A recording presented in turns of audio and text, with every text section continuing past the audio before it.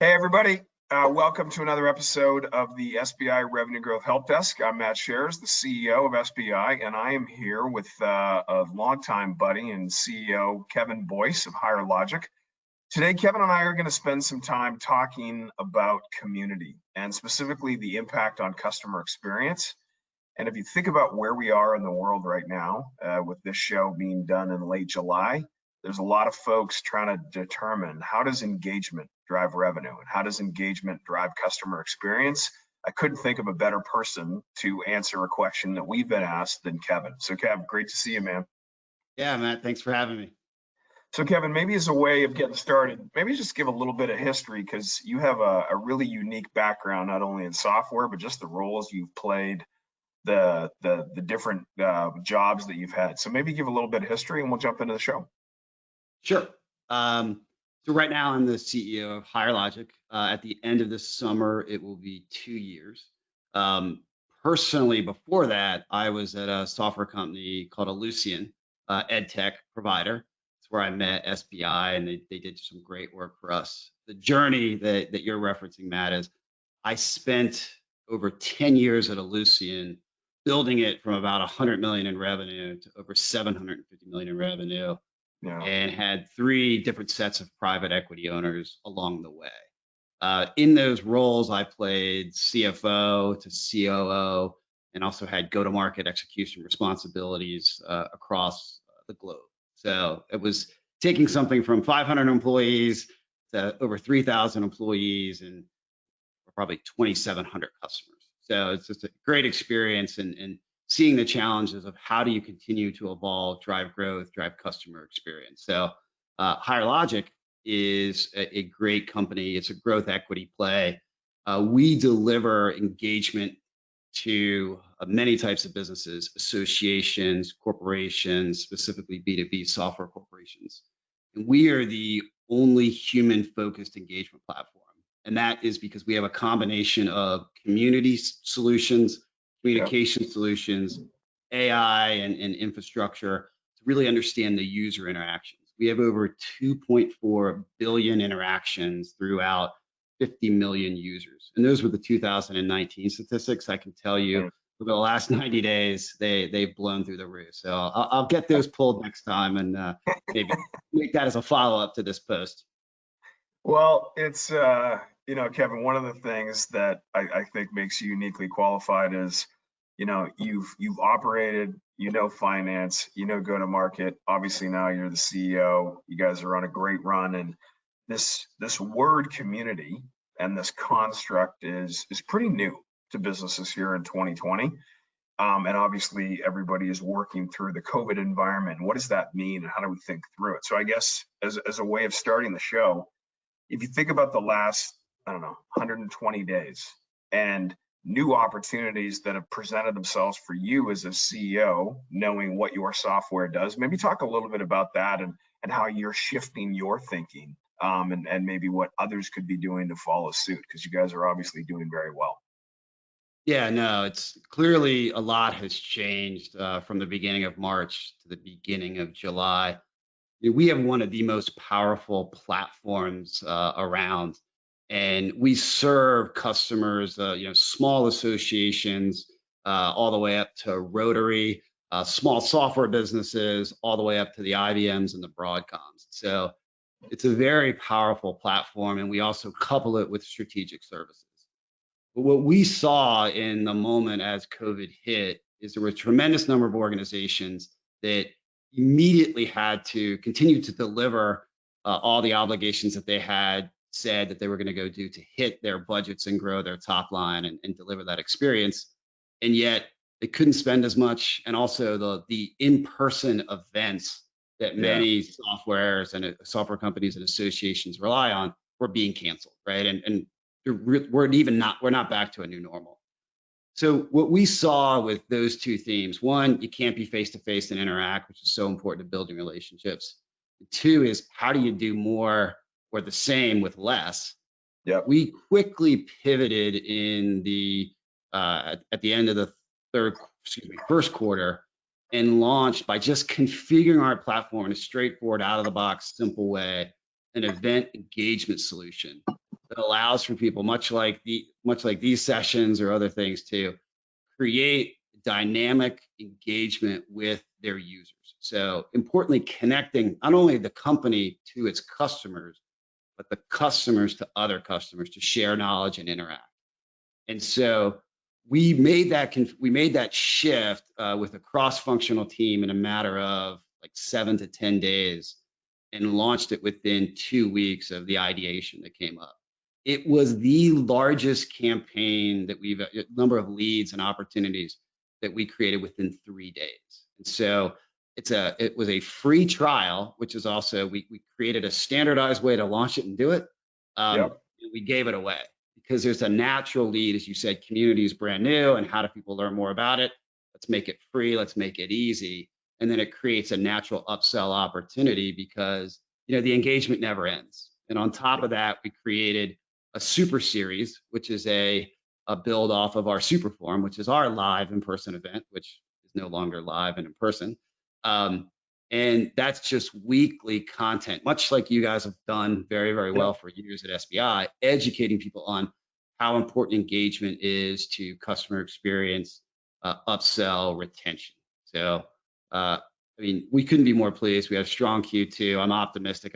We've shifted from being kind of a nice to have or a project that we would get to later to, hey, this is something you absolutely have to have if you're going to be relevant and stay engaged with your customers and prospects. So Kevin, let's stay on that. And I think a couple of big learnings that I want the viewers and listeners to take from that is, number one, the speed at which you made the pivot was critical. Number two, the model and the way you thought about the engagement, no pun intended, on the prospect customer side, you were super outward in.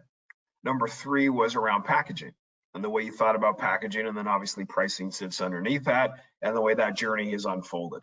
So, if there is what I believe, based on where we sit, this concept of community, it's very popular, right? It's it's got a bit of a buzz around it right now.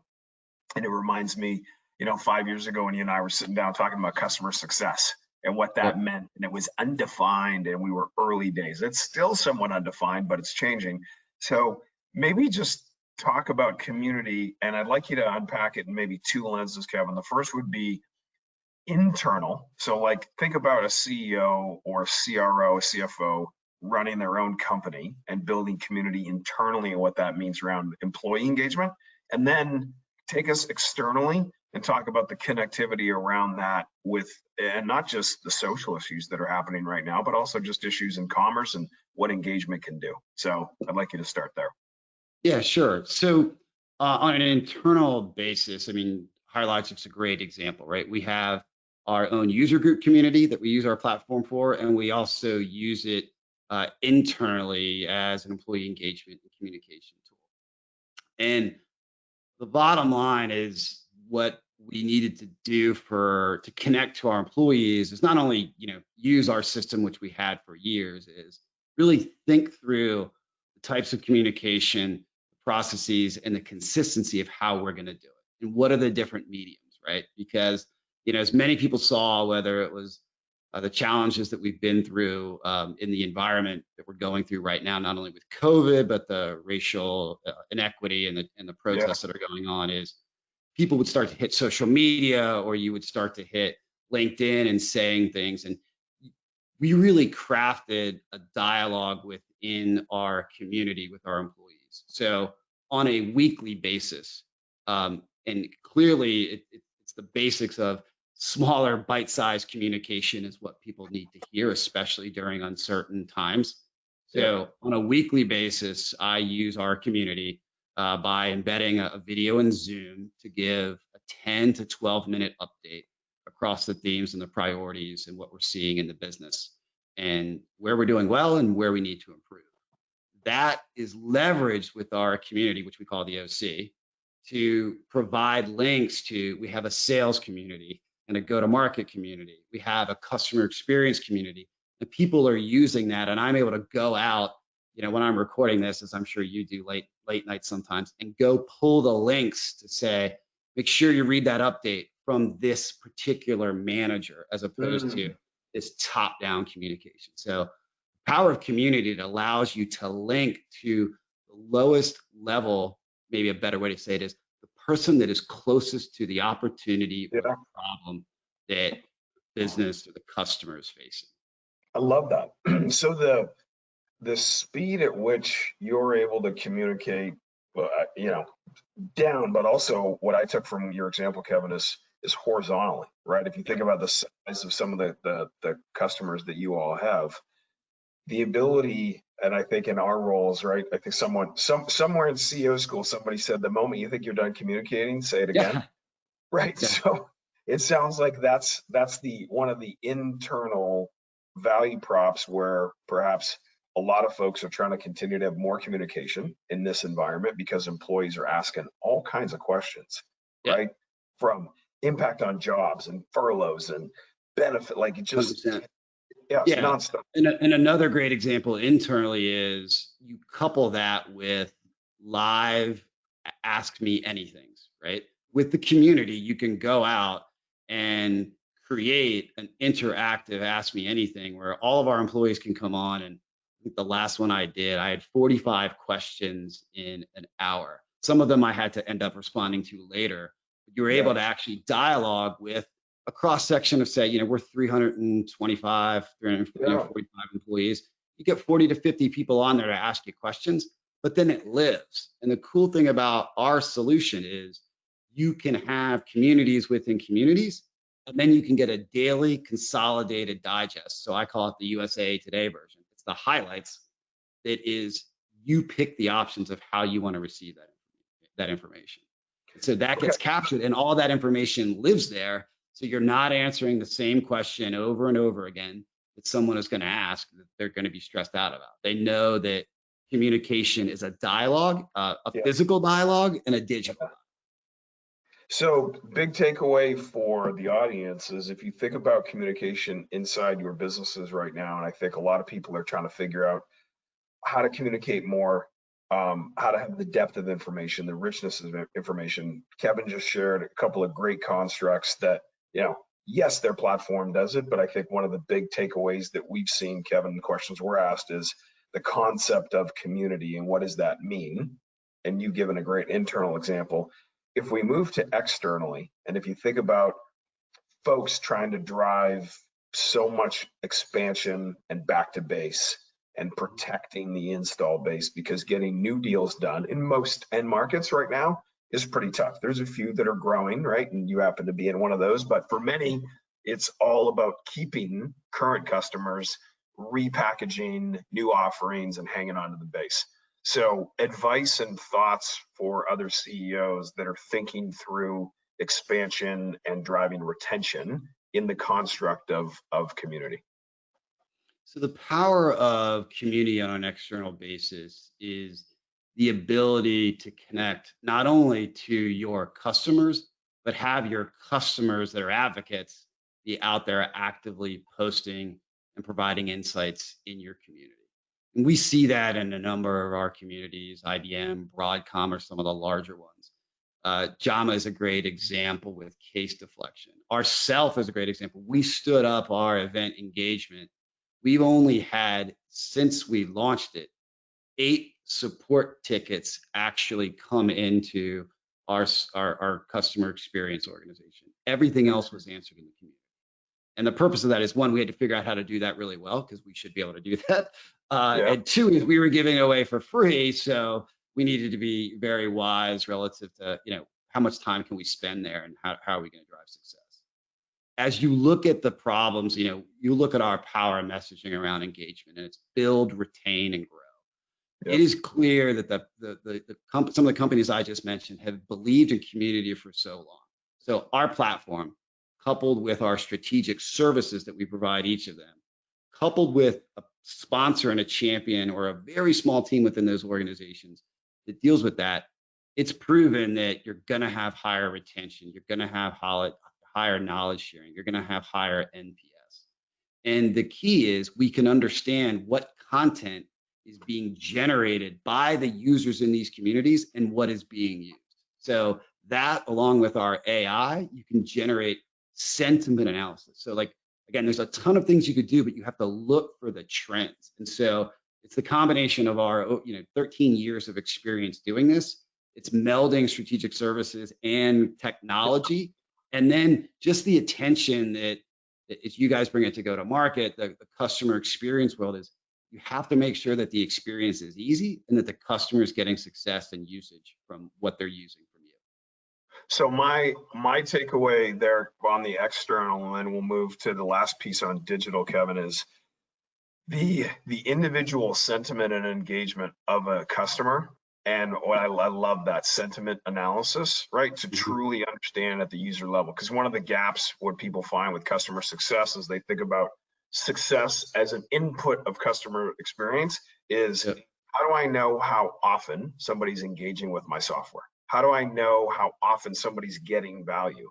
And the ability to capture sentiment, but in a horizontal way, right, to me is one of the big components around what a community construct does. And I guess for the CEOs and the chief commercial officers that are watching, question I would ask you is, how are you capturing sentiment and how are you thinking about this return on engagement, which I learned from Kevin before the show as he was educating me, because people have so many choices and the competition for mind share, like individual mind share, has never been higher. Is that a fair summary, Kevin? Oh, no, I think it's a really fair summary. And that's why when you think about engagement, not only is it community, but it's how are you leveraging your communication solutions and how are you leveraging your data? We integrate to more platforms than any other community provider out there, right? So we can pull that data into this data lake. And one of the solutions that we just launched last week, I believe it was last week, is the engagement benchmark score. So being I guess I have the benefit of a lot of shared experiences with you. I'm also simple-minded, so it makes us think about simple solutions of how we're going to drive outcomes. The engagement benchmark score feature is great because there are so many things you could do, but we will highlight your community in comparison to other like communities from the data lake, completely anonymized, and it will give you a grade.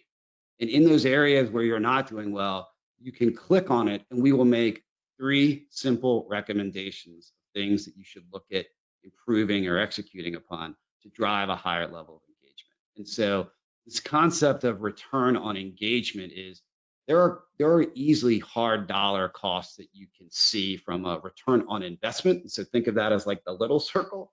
Higher retention, easier upsells, companies that are more involved in their community and users, are more likely to buy 3 times than individuals and customers that are not. But the return on engagement is that much larger circle that is that interaction. It's knowing that you're working with a customer that is a strategic thought leader in their space as they're thinking about their digital content strategy, their knowledge sharing. And nothing is more powerful than your customers representing that to your other customers and prospects. Got it. That's very helpful. So Kevin, maybe more of a broader question, and I'll hit you with this as our last piece.